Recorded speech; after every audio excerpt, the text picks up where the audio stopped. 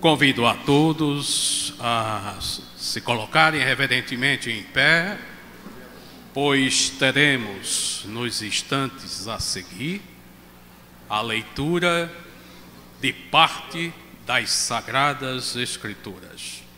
Aqueles que trouxeram suas Bíblias podem acessar diretamente na Epístola de João, a primeira João. Não confunda com o Evangelho de João.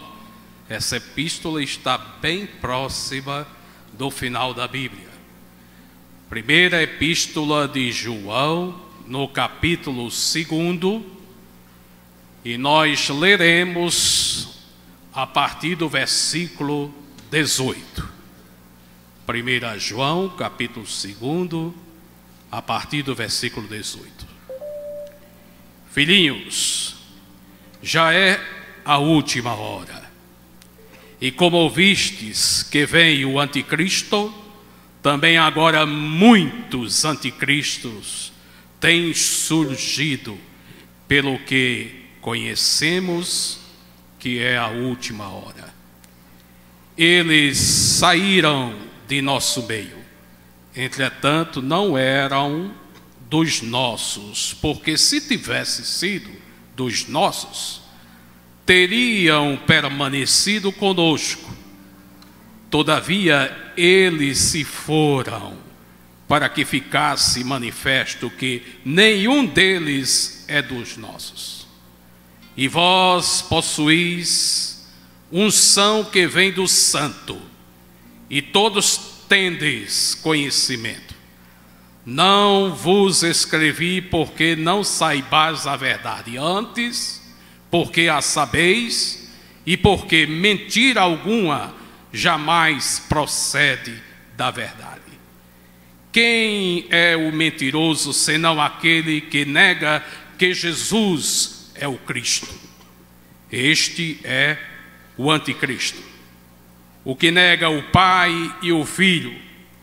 Todo aquele que nega o Filho, esse não tem o Pai. Aquele que confessa o Filho tem igualmente o Pai. Permaneça em vós o que ouviste desde o princípio.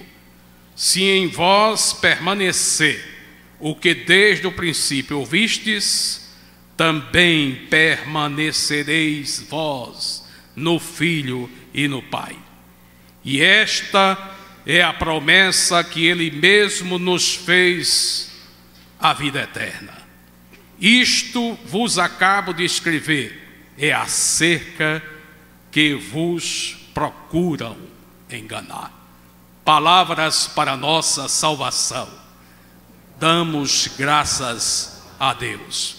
Permaneçam em pé, enquanto o pregador, mensageiro dessa tarde, se dirige até o púlpito.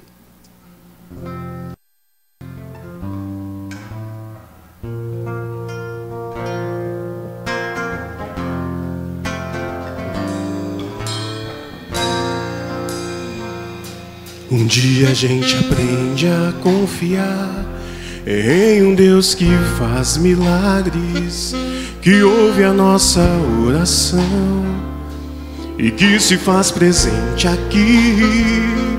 Um dia a gente aprende a dar um passo só de cada vez, mas sem duvidar,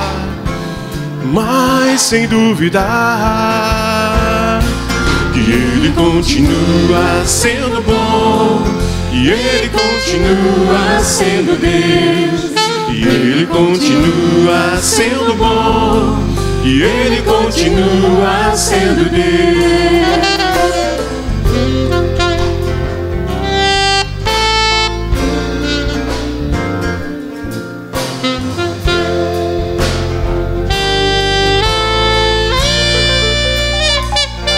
Então chega o dia de viver tudo que se aprendeu e a enxergar até o que não se pode ver. Chega o dia de entender, até ouvir o não de Deus, mas sem duvidar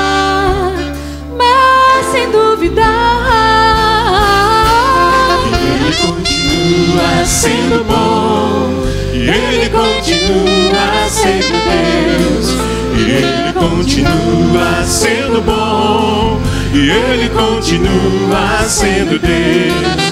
Ele continua sendo bom, Ele continua sendo Deus, Ele continua sendo bom, Ele continua.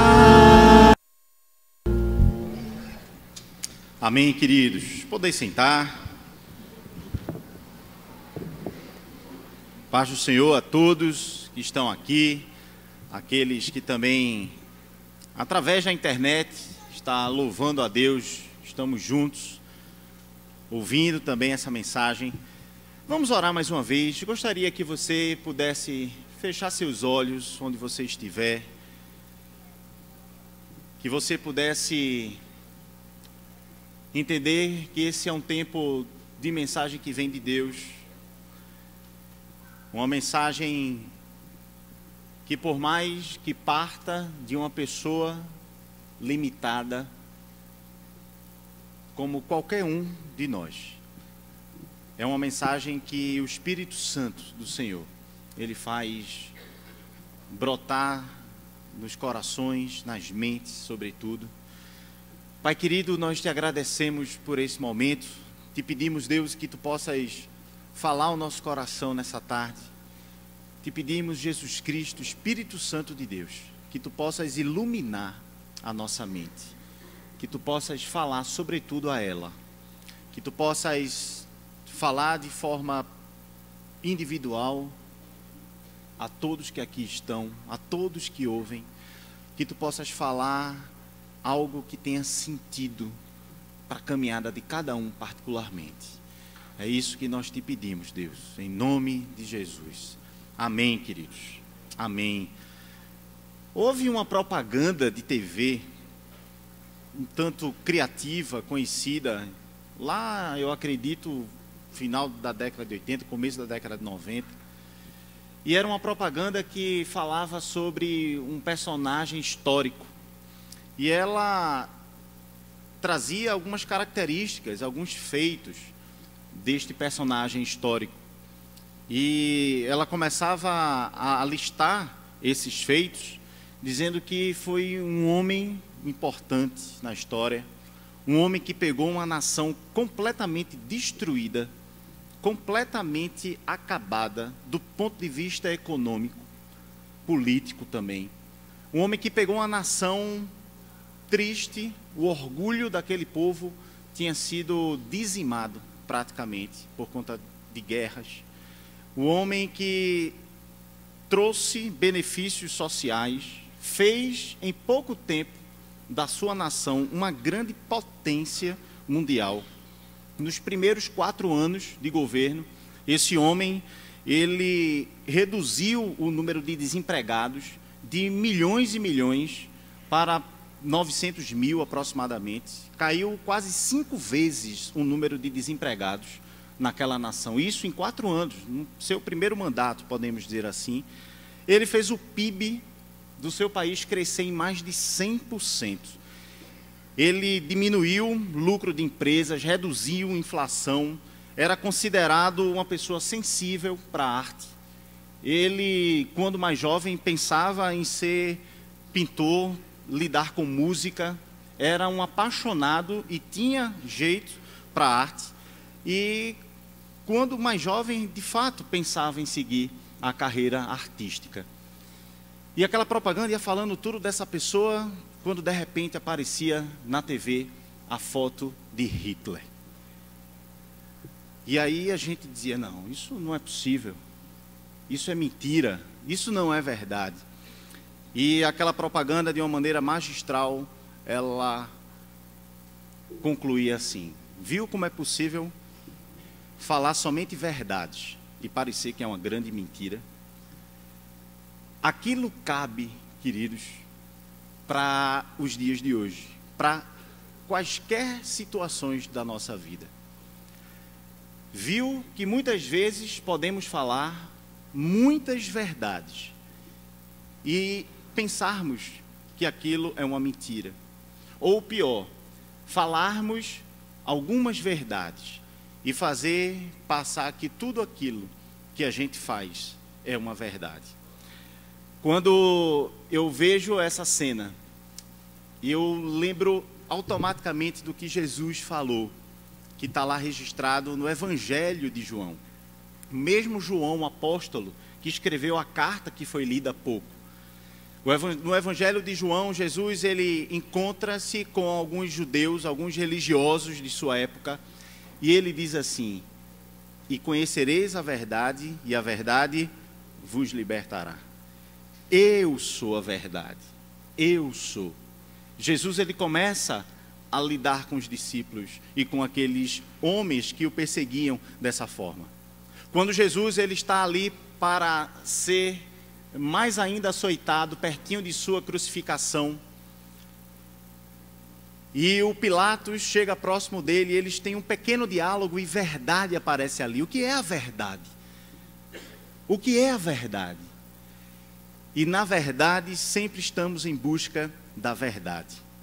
A mensagem de hoje que eu queria trazer era uma mensagem que fala muito mais para a sua mente do que talvez para o seu coração. Se pastor recebe esse nome não à toa, em alusão aos pastores, sobretudo de antigamente, que caminhavam com suas ovelhas, e o povo de uma igreja recebe de maneira metafórica também o nome de somos ovelha. Nós entendemos aqui que todos nós somos ovelhas do mesmo pastor, Jesus Cristo, mas numa condição terrena, orgânica da nossa igreja, temos esse nome pastor, ovelhas, e muitas vezes uma mensagem, ela tem como foco colocar uma ovelha no colo, tirar carrapicho da ovelha, dar comidinha na boca dela, afagar. Não é assim que algumas mensagens são. Há 15 dias eu trouxe uma mensagem que eu queria muito tocar, mas às vezes tem mensagens que o pastor traz que é uma mensagem meio que cajado. Olha, ovelha, eu vou te dar uma admoestada, vem para cá, não pode ir para ali. Aí tem ovelha que dá uma berradinha, não é? E não, venha para cá, eu sei o que é melhor. E tem mensagem que é de orientação. Ovelha, deixa eu te ensinar aqui um caminho, deixa eu te orientar para onde a gente deve seguir. Essa, querida, é uma mensagem que eu gostaria muito que falasse à sua mente. Não podemos nos deixar entender que verdades e mentiras acompanham a nossa vida em toda a esfera dela. Vocês sabem disso tanto quanto eu. E que muitas vezes nós cometemos grandes erros, sofremos, nós nos desiludimos ou perdemos pessoas, coisas importantes, porque nós escolhemos acreditar numa mentira. Ou nós não tivemos o conhecimento suficiente de entender que aquilo não seria uma verdade. Nós vivemos num mundo que é visível e invisível. O autor de Hebreus, entre outros escritores da Bíblia, nos lembra disso. Olha, vocês têm um mundo visível, tangível, tocável, sensível, e vocês têm um mundo invisível que vocês não enxergam. Há anjos sim, demônios sim, diabo sim. Há sim o Espírito Santo de Deus, Deus Pai, que não enxergamos estes, mas que eles são tão reais quanto nós somos reais. Eles são tão reais quanto os aspectos visíveis desse mundo. A Bíblia diz que o diabo, ele anda ao nosso derredor como um leão, querendo nos devorar, querendo nos destruir. Claro que isso é uma metáfora, é uma destruição que começa muitas vezes do ponto de vista emocional, uma destruição dos nossos pensamentos, planos, ideias, sonhos, até que muitas vezes também se transforma numa destruição do nosso corpo, da nossa vida, por conta dos nossos comportamentos, da vida que a gente decide levar, e mais do que tudo, de destruir a nossa alma, destruir o nosso espírito. No entanto, no Novo Testamento inteiro, ele nos declara que Jesus Cristo, ele se manifestou para desfazer as obras do diabo. Que Jesus Cristo já venceu o inimigo. Que ali, naquela cruz, a morte de Jesus, a sua morte, destruiu, acabou com todo o plano eterno de Satanás. As palavras que nós ouvimos são palavras de vida eterna. porque elas são trazidas por Jesus Cristo, que é eterno. João, esse apóstolo de Jesus tão conhecido, ele escreveu o Evangelho, como falamos anteriormente, e 3 cartas. Essa é a primeira dessas cartas. 3 cartas curtinhas que você vai encontrar lá no final do Novo Testamento. Leia, conheça. 3 cartas que foram escritas para cristãos como eu e como você. Para pessoas que estavam ali entre 85 e 100 depois de Cristo. Ora, Jesus já tinha sido ressurreto, já tinha subido aos céus. Isso está lá na casa dos 30, da década de 30 depois de Cristo, no começo, na primeira parte da década de 30 depois de Cristo.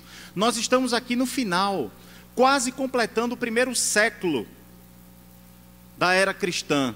E essa carta é escrita para igrejas como a nossa, comunidades como a nossa, com homens, mulheres, crianças, jovens, adolescentes, idosos.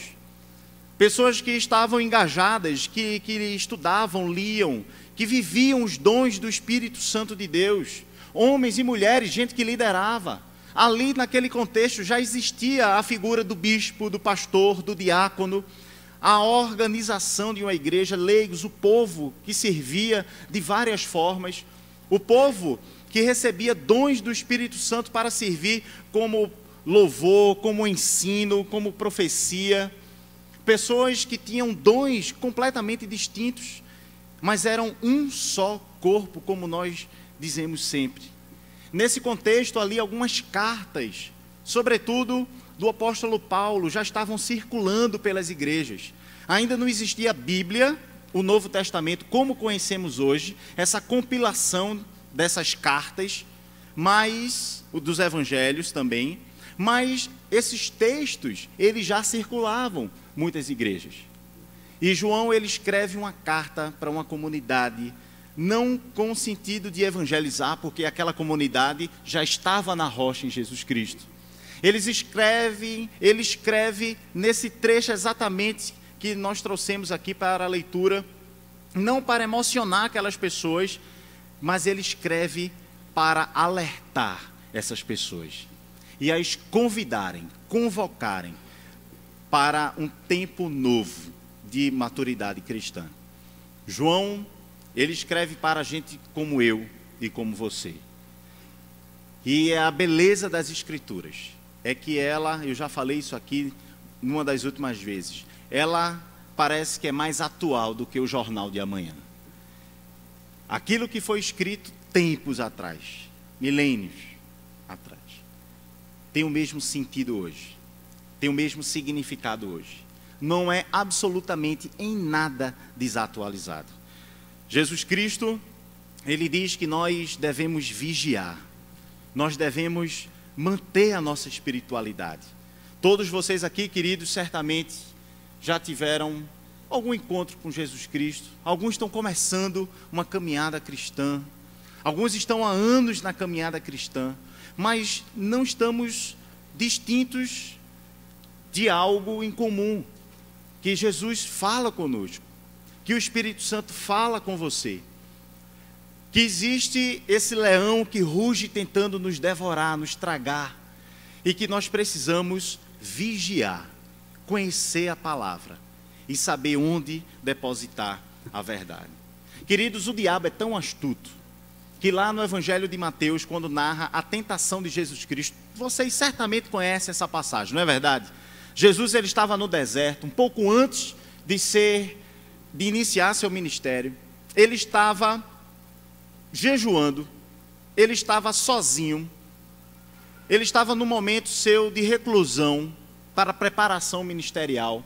E no meio daquele jejum, daquele momento de silêncio, de solitude, de fato, Satanás se apresenta a Jesus Cristo e ele tenta Jesus, não é assim? E ele diz: olha, está vendo essas pedras? Transforma em pães para saciar a tua fome. Olha, está vendo esse lugar alto aqui? Pula deste lugar, porque os anjos, assim que você os conclamar, esses anjos virão e não vão te deixar cair. Olha, você está vendo tudo que existe aqui, onde o nosso olho toca, onde o horizonte não consegue nos mostrar completamente. Tudo isso vai ser seu se você me adorar. E Satanás, ele ardilosamente, ele está usando aqui, sabe o que? Não sei se você já tinha refletido sobre isso. Ele está falando aqui do Salmo 91. Todos os argumentos que Satanás usa em Jesus Cristo é o Salmo 91. Todos eles.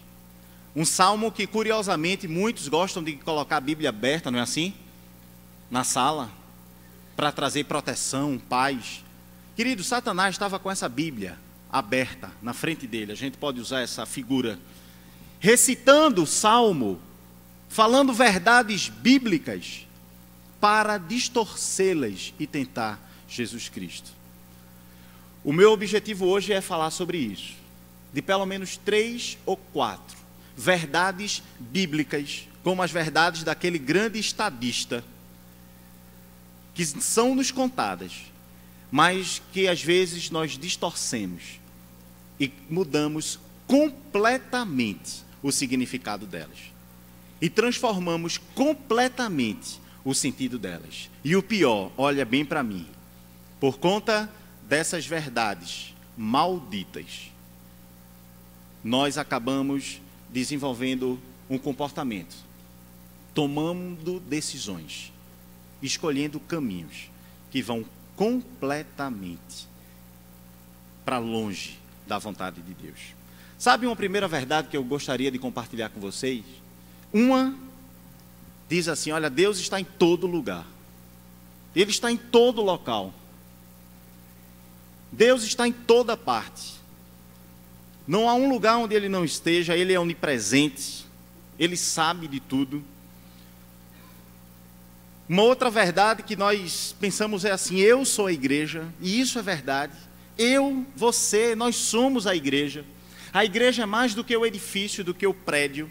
A igreja é mais do que o local. A igreja somos nós, edificados pedras vivas, como diz o apóstolo Pedro em sua carta. Nós é que somos essa igreja, somos o templo do Espírito Santo de Deus, como diz o apóstolo Paulo. Eu sou o templo do Espírito Santo de Deus. Você é templo do Espírito Santo de Deus. Deus está em toda parte. Verdades bíblicas. Conclusão que muitos tiram: eu não preciso ir para a igreja. Eu posso adorar o Senhor onde eu estiver. Eu, quando estou de meio-dia ali na Agamenon Magalhães, no trânsito, eu posso adorar a Deus. E adoro melhor do que quem está na igreja. Já ouvi certas pessoas falando assim. Eu não preciso estar na igreja. Eu adoro o Senhor onde eu estiver. Eu sou a igreja de Jesus Cristo. Queridos, não é porque essa é uma verdade bíblica que nós não tenhamos a ideia do que significa ser corpo de Cristo. A conclusão que tiramos, ou que muitos tiram, a partir dessa verdade, ela vai completamente para longe de outras verdades bíblicas que precisam ser trazidas à luz. Onde fala que nós somos muito mais quando estamos juntos. Que o corpo de Cristo, Ele é que deve estar junto. Que há lugares onde nós podemos sim estar para adorar a Deus, mas há lugares que nós vamos que não convém em irmos, mesmo sabendo que Deus está em toda parte. Há momentos na vida e há decisões que nós tomamos, porque entendemos que nós somos a igreja e Deus está em toda parte, que nos equivocamos completamente, entendendo que nos lugares onde nós estamos, ou sozinhos, como muitas vezes procuramos estar, alguns procuram estar, isso vai nos levar naturalmente apenas para um momento de estar distante da vontade de Jesus, estar distante da vontade de Deus. O apóstolo Pedro, como eu falei, ele nos diz que nós somos pedras vivas. Nós, cada um de nós somos como tijolos que edifica a igreja. Nós somos como pessoas que ao mesmo tempo são pedras de uma edificação. Agora, uma edificação que é orgânica, uma edificação que não é estática, uma edificação que é viva, uma edificação que ela traz transformação para ela própria e para quem reside nela. Queridos, quando nós entendemos aquilo que nós falamos sempre no momento da ceia, que embora muitos, nós somos um só corpo. Quando nós entendemos que somos partes diferentes de um corpo só, que tem como cabeça Jesus Cristo. E esse corpo não é apenas essa igreja, é toda a igreja cristã que se reúne nesse planeta. Onde quer que esteja hoje, como eu falei no início, um cristão ali, ele é nosso irmão. Estamos juntos, somos um só corpo com essa pessoa. Temos um só propósito, porque Deus é que está no nosso meio. Quando nós escolhemos crescer espiritualmente sozinhos, como alguns decidem, nós corremos um grande risco.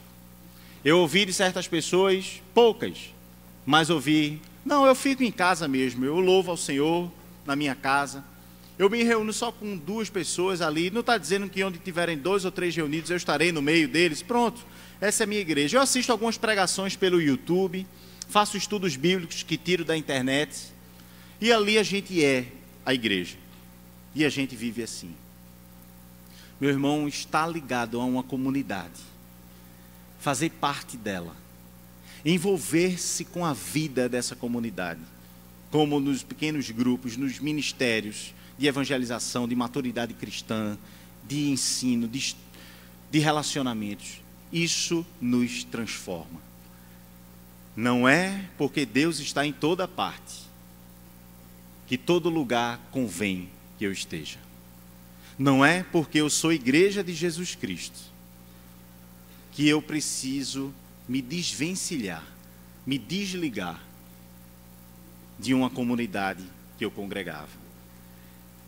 Eu sei, queridos, que muitas vezes decisões na nossa vida, elas brotam primeiramente do nosso coração. O sentimento, o nosso aspecto emocional, ele tem um grande impacto na nossa tomada de decisão. Mas esses 2 aspectos, o emocional e esse aspecto mais racional, que nos leva a decidir, a tomar decisões, atitudes, comportamentos, eles estão íntimos. Isso faz parte da nossa alma, da nossa psique. Isso está ligado também ao nosso espírito. E, meus queridos, muitas vezes, o que Satanás quer é o mesmo que ele quis com Jesus Cristo. É transformar as nossas ideias.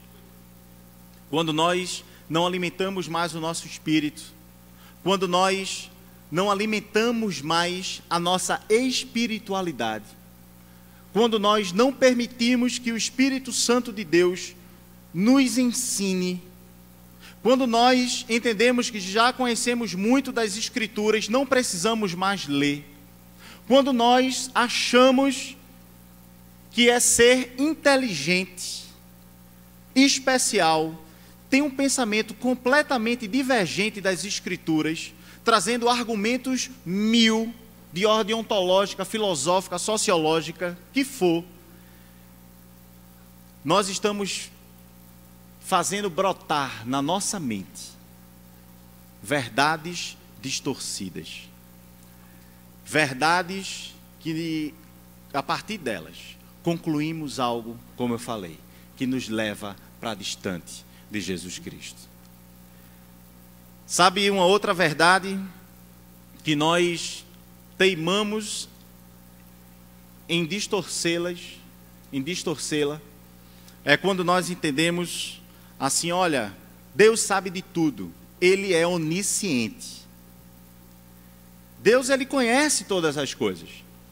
Olha, o rei Davi, ao escrever um salmo, ele diz assim, olha, antes da palavra vir na minha boca, antes da palavra chegar nos meus lábios, ele já as conhece. Se Davi fosse escrever um tratado fisiológico, ele já diria assim, olha, antes da minha ideia concebida aqui, os neurônios que trazem as informações e vem ali a minha língua, a minha boca para articular aquela palavra e eu falar aquela oração, seja uma oração de petição, seja um agradecimento, seja interceder por alguém, o que é que seja, ele já sabia disso. Tu já sabe de todas as coisas. E nesse salmo belíssimo, o mesmo salmista, ele diz assim, olha, de maneira maravilhosamente não compreensível, tu me criaste. Não há um lugar que eu possa me esconder de ti, Senhor. Não há um lugar que eu possa me esconder de ti. E a gente vai com mensagens desse tipo, com verdades bíblicas desse tipo, e uma das conclusões que nós tiramos dessa verdade é, eu não preciso orar mais. Sabe a oração de preguiçoso, quando está de noite? Então, às vezes, quando a gente pode confessar alguns pecados aqui, é tranquilo. Mas quando você está com sono e você vai deitar logo e dizer, Senhor, tu sabes de tudo, né? Amém. Tu sabes de todas as coisas.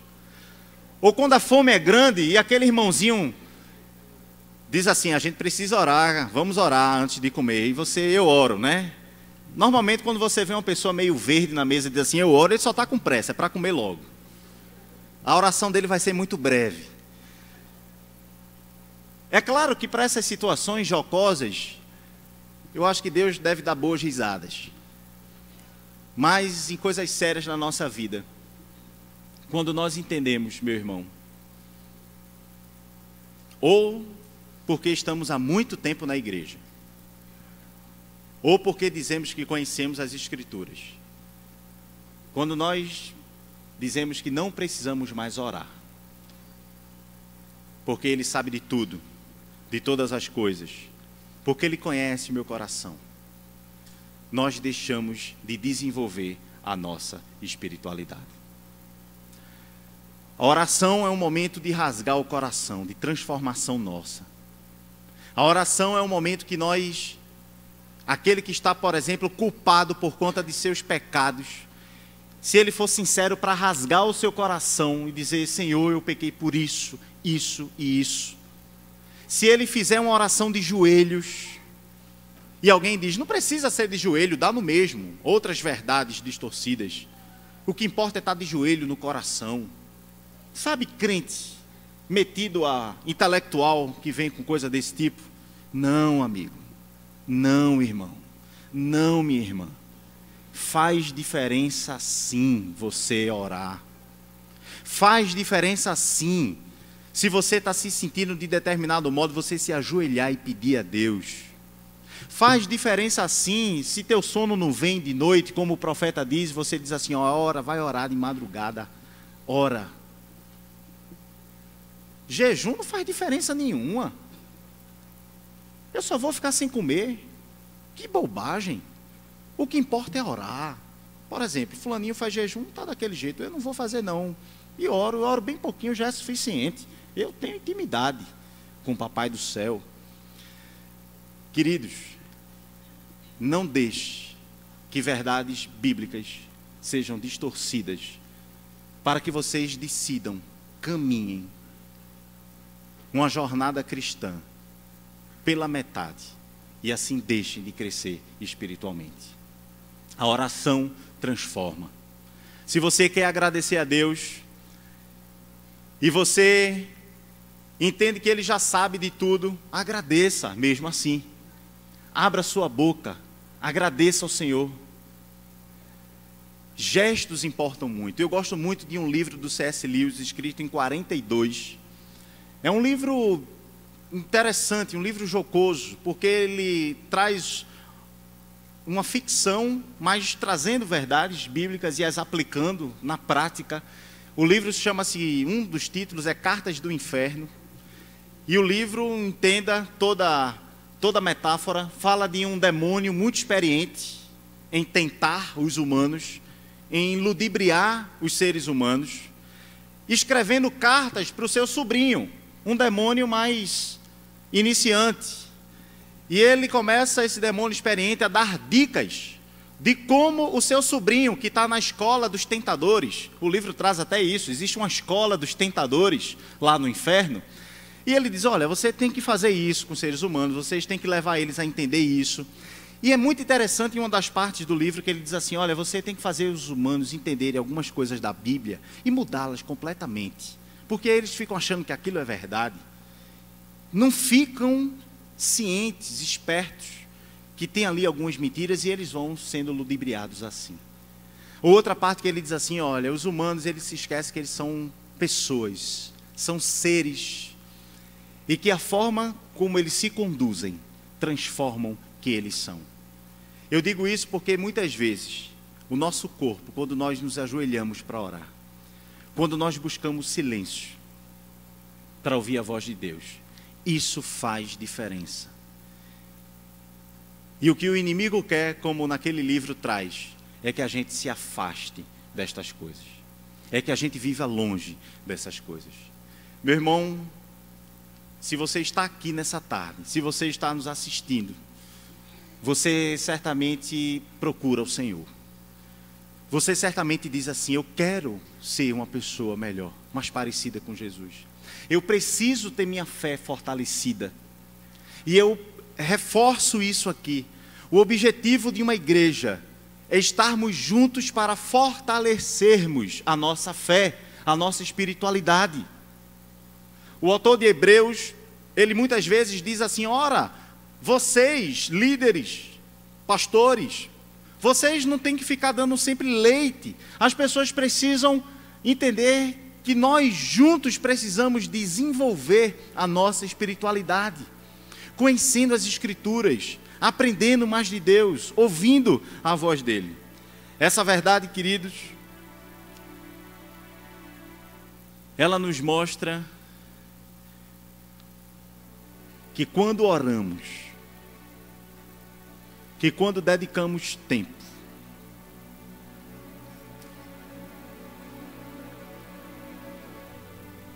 coisas acontecem em nós.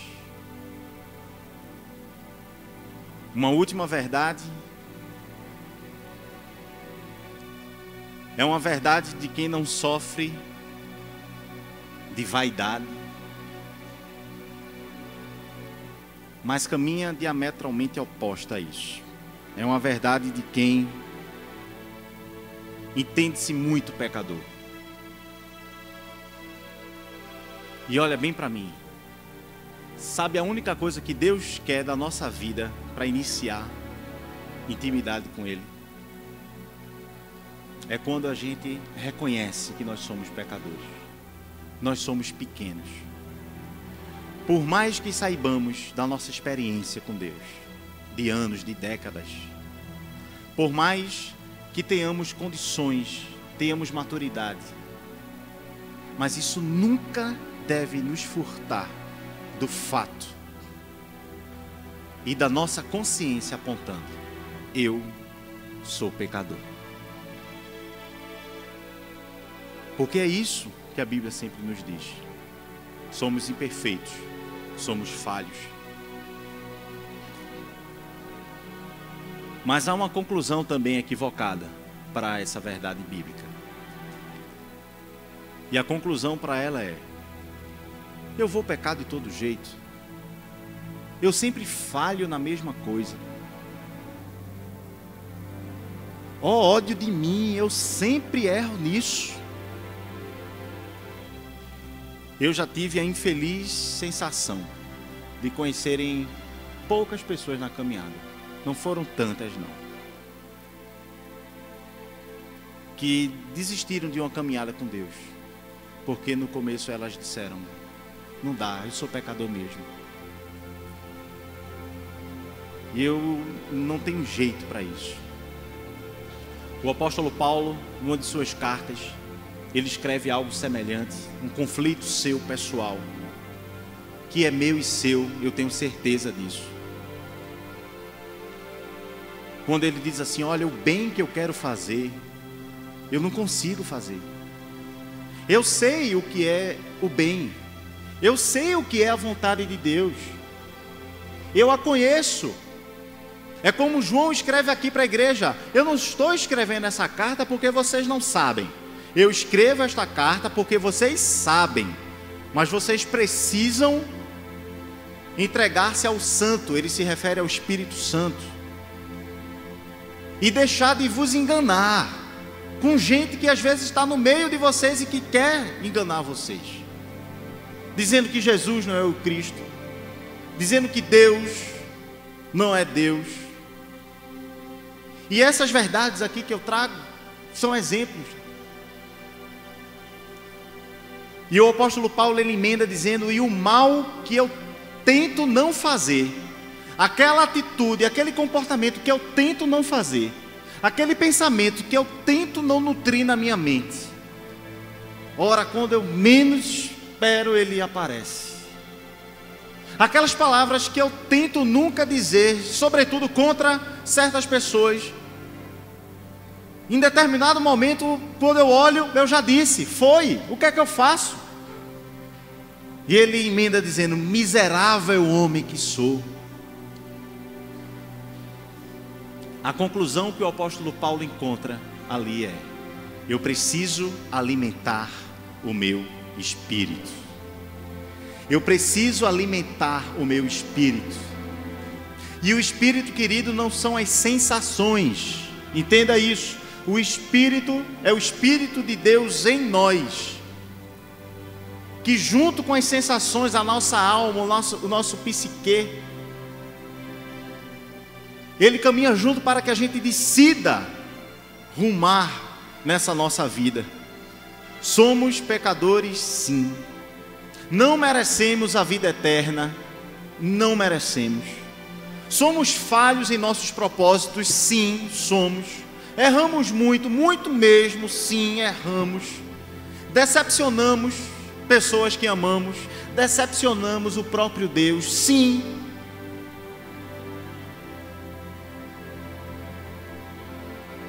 Mas isso não significa que a gente tem que deixar a caminhada cristã. Isso não significa que a gente tem que se afastar de Deus. Mas se esse sentimento está no teu coração, a coisa mais linda que você pode fazer com ele é nutrir esse sentimento de limitação. É entender-se como alguém que é falho,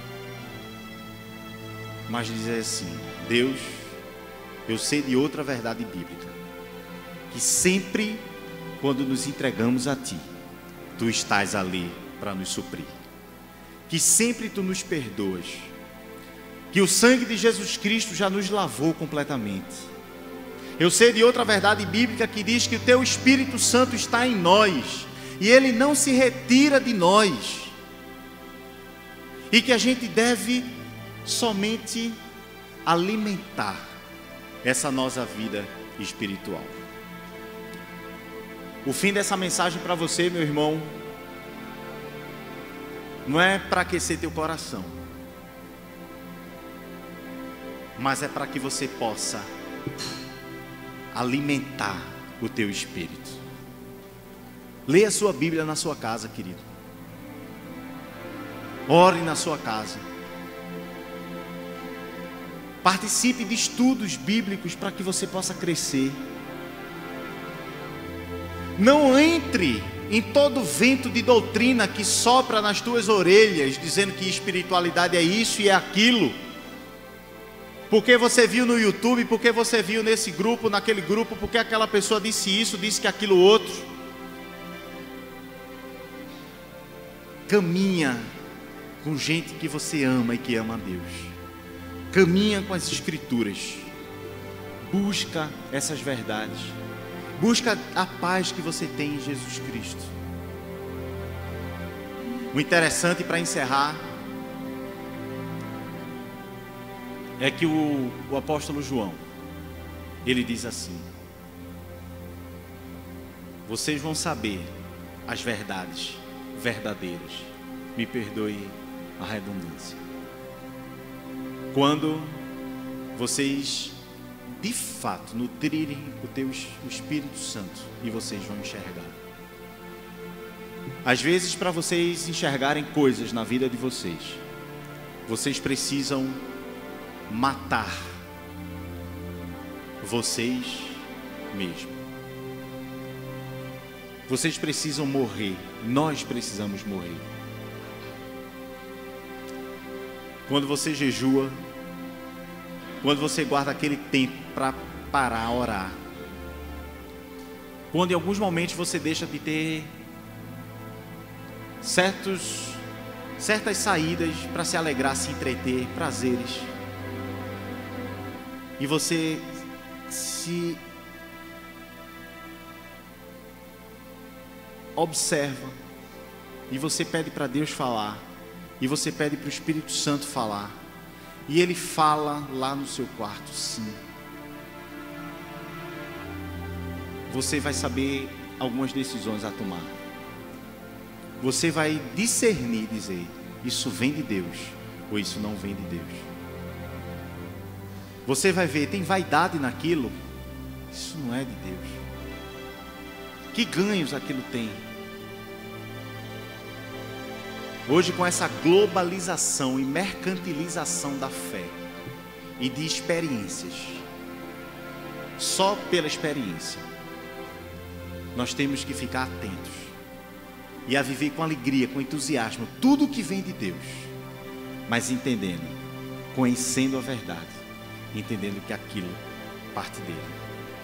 Eu quero convidar você para ficar em pé. Você que diz assim, eu preciso de um direcionamento. Não é acerca de uma atitude que você tem que tomar, mas um direcionamento acerca do que você precisa pensar, acerca do que você precisa entender. Feche seus olhos onde você estiver, querido.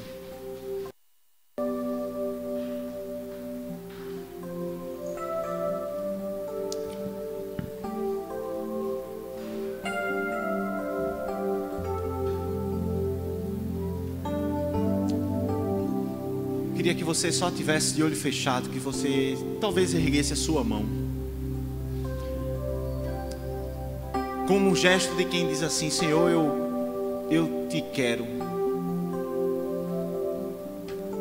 Isso é uma das coisas que eu falei. Quando a gente ora de olho aberto ou fechado, Deus é o mesmo. Mas a gente somente fecha o olho para que a gente possa se enxergar melhor, que a gente possa se perceber melhor, para que os distratores do cotidiano, do nosso dia a dia, não ofusque aquilo que Deus quer nos apresentar. Quando você levanta a sua mão, querido, não é que levantar a mão vai ser uma oração mais especial de quem não levanta ou de quem está sentado, mas o nosso corpo, ele denota muitas e muitas e muitas vezes como está o nosso espírito, como está a nossa alma. E o que o Espírito Santo quer, o que Deus quer e Jesus Cristo quer, é gente que diga assim, olha, eu estou em pé, eu quero, eu estou aqui. E quando você levanta a sua mão, você está dizendo, silenciosamente, metaforicamente, simbolicamente, você está dizendo, eu sou pequeno, papai, me coloca no braço, me entrega, eu recebo isso que tu vai me entregar, a minha mão está aqui, eu estou te pedindo. Peça que o Senhor sonde o teu coração, peça que o Espírito Santo te mostre, Ele te mostre verdades dele para ti, verdades que as Escrituras elas devem confirmar, verdades que gente, pessoas do teu lado, maduras, sábias, elas têm que confirmar. O apóstolo, num de suas cartas, ele diz assim, na multidão de conselhos, a sabedoria. Nós estamos juntos E muitas vezes você, querido, precisa procurar o Espírito Santo de Deus para falar contigo. Mas aquela palavra do Espírito Santo de Deus, ela precisa ser confirmada na Bíblia, nas Escrituras. Conheça, portanto. Mas também esse Espírito Santo de Deus, ele confirma o que falou a ti pelos conselhos que homens, mulheres sábias, experimentados, pessoas que estão caminhando na fé há tempo. E é por isso sim que você tem que conversar com alguns pastores, com alguns líderes mais maduros. Não é com o entendimento vil que alguns trazem, que quem manda na sua vida é seu pastor, é o bispo e é isso. Não, mas no sentimento de irmandade, no sentimento de buscar pessoas que caminham na fé há mais tempo e portanto podem nos ajudar. Não saia dessa noite aqui, querido, nutrindo ideias sobre Deus, sobre igreja.